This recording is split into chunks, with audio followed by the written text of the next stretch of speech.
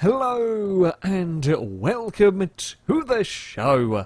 I am here on BeamNG Drive going to be trying to traverse the desert once more, and we start with something that is pretty suitable. This is the hopper. It is also the June edition of the vehicle. It is, you know, off-road orientated, designed to deal with, well, some bumps and jumps. Whether it's quite designed to deal with all of this that we are about to have before us, I'm not sure, but we're going to give it a damn good try.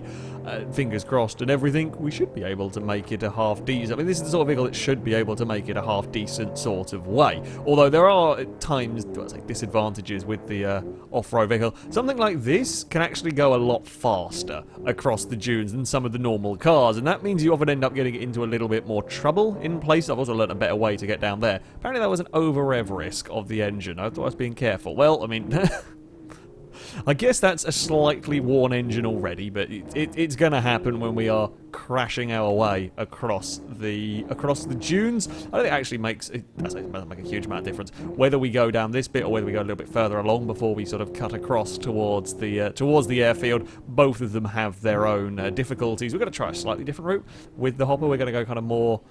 We're going to kind of go, yeah, not all the way around side that dune. We're going to head along this path here, I think. We'll give it a try. We'll try and head along this path. Now, of course, we do have some alternate options available to us in this thing. For example, if we want to just go up here, we can. We can actually kind of run along the top of one of these. Although, got to be mindful of no sudden drops. That will cause grief for the vehicle. It's at the end of the day, it's going to get bounced around. We're on the dunes. Oh! We're going to fall over as well. This is likely to be a running theme with the hopper. It has got quite a high centre of mass. Now, the extra ride height that goes with that, great. It means we can get across, we can bounce across the dunes quite nicely. The downside of that extra ride height is that it makes the vehicle quite liable to falling over. The hopper is notorious for toppling over, so we're going to have to be a little bit mindful of that. It's just going to be something that is going to happen, and I'm going to hope that we don't take too much damage in the tumble. Now, slow speed tumbles are okay. They're not, you know, the end of the world. It actually doesn't do a huge amount of damage. Well, high speed tumbling can. Oh, I was getting ready to go and get the node grabber to rescue the vehicle, but didn't need to. We made it through all of that. Okay. Oh, right. That's a little bit of a nasty terrain. Up here, I'm not sure was any better than anywhere else that we have gone, quite frankly. Oh, that's a bigger jump than I would have liked. And we've got a wheelie, and we've now lost all-wheel drive. Oh, bugger. I mean, if it's only the front drive shaft, I can live with the rear-wheel drive hopper. Ooh, the bodywork is a bit battered. I'm not sure the front suspension is fully functional as it was to begin with.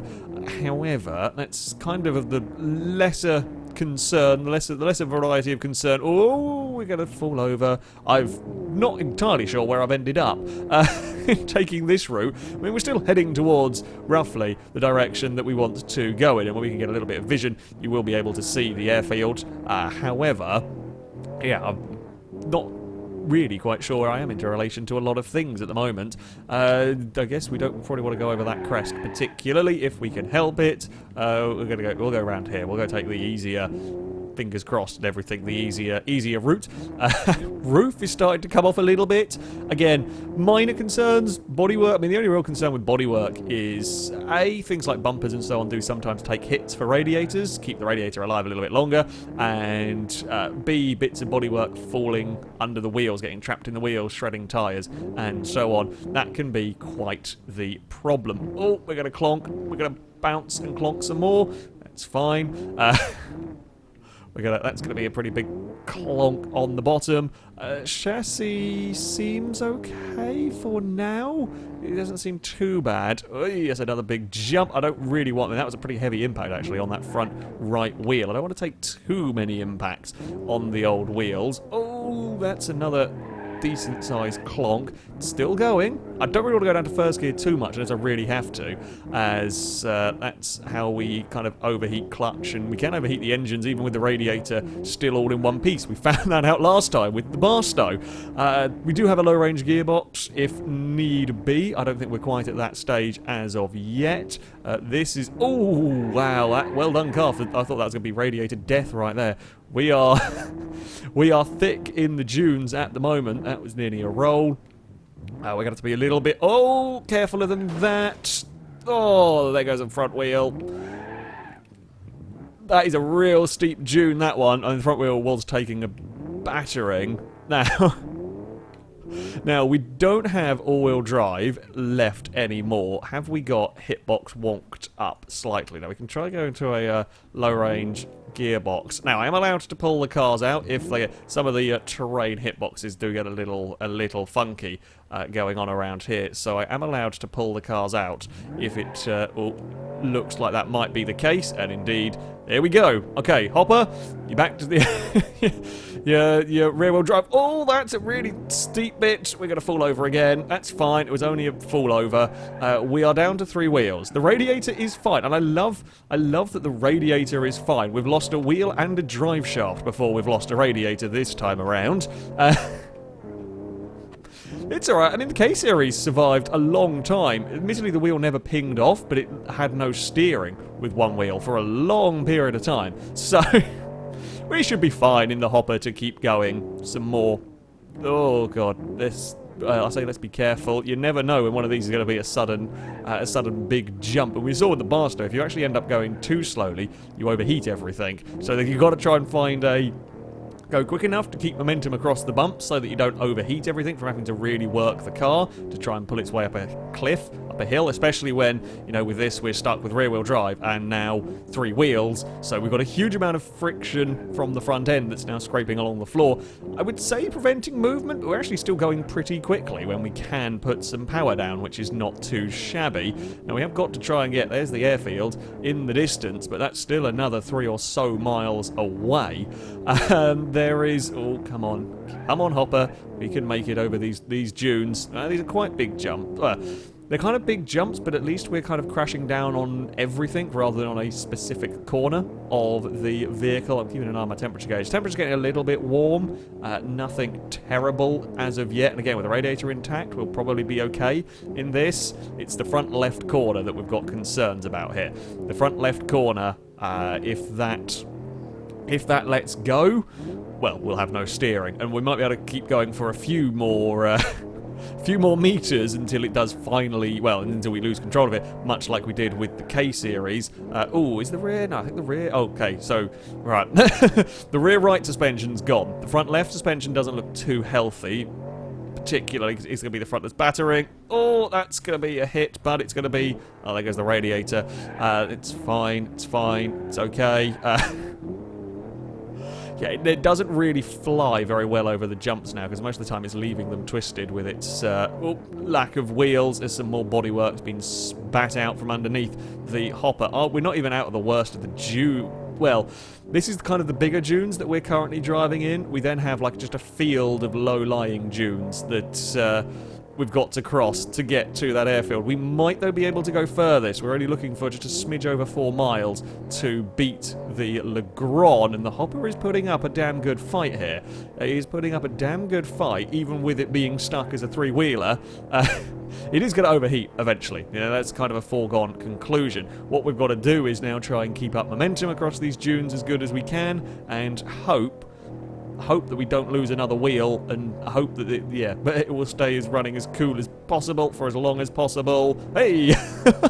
We're on 3 wheels. We're on 3 wheels. I managed to stop my vehicle from rolling over with the one good steering front wheel. We've got collapsed suspension everywhere, although we have now got to this sort of smoother dune section. Oh, that's not a smoother dune section. There goes another bit of bodywork. We've got a lot of camber going on that front.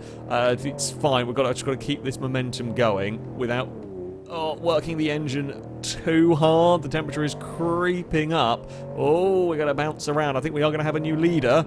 Or we are going to have a new leader. It's how close can we get to that airfield before everything overheats and the engine gives up. Third gear is working quite nicely for us here. We're quite good in terms of the old momentum at the moment, but that temperature is giving us, well, it is going to give us trouble very shortly. If that temperature doesn't give us trouble, we're probably going to lose the wheel at some point, or the chassis is going to buckle to the point where we can't drive anymore, which might have actually happened a little bit here. Come on, come on. That chassis is really hurting now. Again, the whole downside of we over-revved the engine trying to get it going again. We're really struggling. The downside of having to try and keep momentum up is you're going to have to go quick. Well, I say you're going to have to go quick, you're going to have to keep a steady pace, and that steady pace is at, if you're going to want to get any distance, it's going to have to be at the 30, 40 mile an hour mark, and, well, that tends to mean things get a little broken. Get broken a lot quicker. We are actually not that far away. Well, I say, it looks a lot closer than it actually is, that airfield. The head gasket's going. I think we're about to expire.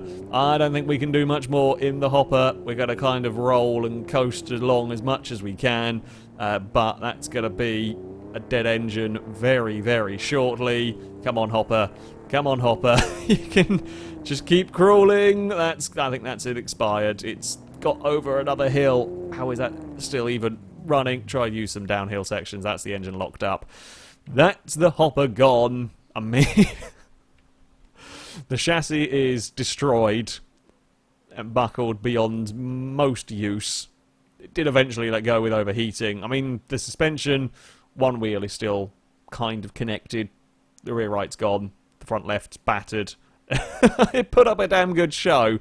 Put up a damn good fight. I mean, the airfield is not so far away. If we go out here, I say not so far away. I mean, that's still a lot of dunes for the vehicle to traverse. We just took the camera speed up. Yeah, that's still a long way to go. That's still a long way to go for the hopper, but it will at least take the lead. Up next, we move from a vehicle very much designed for dealing with off-roading to a car very much not. The ACR Viper, an absolute monster when it comes to a track. However, when it comes to some sand dunes, I mean, this is a little bit outside its comfort zone. I very much like the ACR Viper. It's a very quick car. However, this is going to be very difficult for it. It is very, very low to the ground. I mean, my main concern is overheating. My main concern with this, of course, is going to be overheating. That radiator, I don't think, is going to survive long. It's got a very big, very powerful engine. It's not going to live, I don't think. Well, I don't think it's going to live particularly long. But I did think that about the K-Series, so we could be wrong. We could be wrong. It's rear-wheel drive, doesn't have a huge amount of traction. I think we've just eaten our own front bumper. Where is that going to come out? I might have to go and drag that bumper free before that causes us more grief. Is that going to get stuck in the tyres? I am allowed to. As I said at the start of this series, if bits of bodywork get trapped under the car and look like they're going to shred some tyres, I am allowed to pull them free. The bumper actually... Oh, okay, that bumper has now lifted up our car to the point where I'm not actually sure we've got wheels on the ground. Can I... This is a delicate operation where we're going to have to do... I know this is a bit of the weird way round of doing things, but that's the easiest way to get the... Okay, the bumper's out of the way at least, and it didn't take a tyre with it. That's the important thing right there. Power from this car, we're going to have to be real careful with using it. And there goes the radiator. I knew it wasn't going to last long. The only good news is, I mean, okay, yeah, the radiator's gone now. However, at least, well, you know, the engine's not being preheated. It's going to take a little while for that temperature to build up. So that is a bonus. It's whether all of the other various nasty things that we have to deal with around these sand dunes are going to kill the car before the overheating does. As I said before, the trick with the vehicles is trying to keep up momentum while, you know, using as little throttle in many ways as possible. Now, thankfully, with a very, very quick car, very powerful car like this, we can potentially get away with kind of coasting around in second gear, but that's still going as fast as the hopper was, and as fast as some cars have been, like absolutely flat out around here. So, yeah, we've got the power. It's how is our sort of suspension? Oh, we've actually kind of bent the underside of the car up with some of these bumps and whatnot. There we go. We're just going to fly across there. We'll keep the speed going as best we can. Not going to take the route the Hopper did. We're not going to climb up that mountain in the same way that the Hopper did. This has got power, but it hasn't got the traction particularly. Oh, that's going to be... Oh, there goes some more bits from the front of the car. I think that was the headlights. Oh, bad things have gone on. Bad things have gone on. I actually think that might be all of my steering. Do I have any steering left to do? Oh, only very slight steering. This is going to make life very difficult now for the for the Viper. We're kind of going in a direction that the car wants to go in. I don't really want to go up it. We've got to use some power to try and now climb these hills. This is very dangerous. That's it gone. That is it dead. I think. I don't know if I can get any steering out left. I don't know if there's any steering left in the car. I think we're just going to go around in circles. The rear wheel's gone. We are now stuck on a hill. Can we... Oh, this is going to be more damage on the poor vehicle, and this is going to overheat it a lot faster. Do I have... still, that front right is still just about in control, but I don't think I can necessarily do too much. It will be... Oh, if we get it free here, eventually, it will be a case of you go kind of as fast as you can when it's vaguely pointed in a straight direction, and then hope for the best. Like this, just make distance now at this point because the car's had it. So you make distance with power, and this car has got a lot of that. Oh, no, we're going to spin again, aren't we? Come on, Viper. Come on. You can turn around this way. I think you can turn around this way. Then we mash the throttle. Nope. We're going to spin in a circle, are we? This is not going to be good for that overheating. Although it's surprisingly not building up temperature quite in the way that I expected it to, which is something at least. Oh, piss. I mean, that's about right, really. That's it gone. The drive shafts had it. The wheels had had it. Mostly the wheels had had it. 1.9 miles. Yeah. I mean, it could have been a lot worse than that. I'll be honest, that could have been a lot worse for the Viper. Kind of what we were expecting, let's be honest here. And the final vehicle to run today is the ETK 800 series. I've gone for a turbocharged all-wheel drive version of the car. So we should have some decent traction getting up the hills, and perhaps most importantly of all, as this car is notorious for buckling wheel axles and breaking wheel axles, if we lose one, we potentially are still going to have some drive. I mean, we lose the front one, we're going to have issues with steering, naturally, and if we bend a wheel and the front wheels are still being powered, that can give us some real grief, but I mean, there is at least some potential with this vehicle. I mean, the front bumper is lasting about as long as the Viper's did. Again, it's a vehicle not very well designed, or not, you know, not intended for tackling this kind of terrain, but that's half the fun of this, you know. That's the whole point of this, is to see how these cars survive crashing across the desert. Is that front bumper going to give us grief, or is that front bumper going to stay attached? It's staying attached for now. Oh! Okay, I was busy actually trying to see if the front bumper was going to get caught underneath the car. Oh, we're going to have some more air time through all of that. Thankfully, the radiator has survived this little bit. If anything, the radiator on this might be pretty tough. We saw how long the K-Series went out before the radiator was ever even punctured with its wheel axles. So, I mean, this, I would imagine, has the same radiator as the K-Series. Maybe it's a pretty tough old radiator wherever it's positioned. Might keep it away from damage, and while that front bumper is still flapping, I'd like to keep it there, because hits will go on that rather than on my radiator, and if that can soak up some punishment, more punishment before it falls off, I'm okay with that. Wheels still seem okay, despite crashing around this sort of narrow little gully way here. This is a nasty place for radiators. A lot of cars have had them punctured as basically we run out of suspension travel. We're running out of suspension travel around here, so it's clonking the chassis and clonking the front of the car on the floor, and that, you know, as you would expect, like there for example, is going to puncture and break radiators. The 800 series is dealing with all of it pretty well. I'll, you know, credit where credit is due.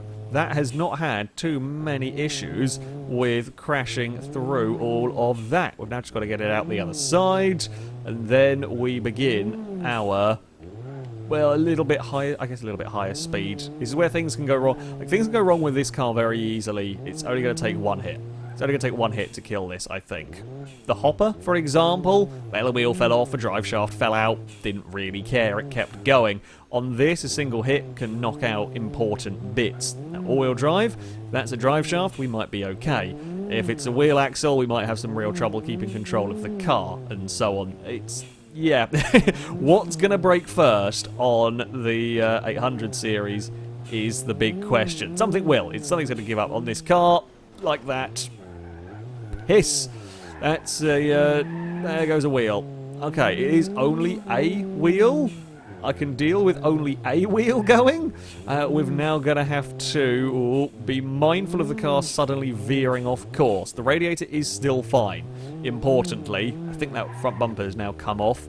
The engine in this, well, I say the engine, the turbo in this is needing, well, second gear is not really good for the car. We don't really get pulled off over these hills particularly well in second gear, and I'm a bit afraid of using first and just overheating the car. Oh, come on, 800 series, you can make it.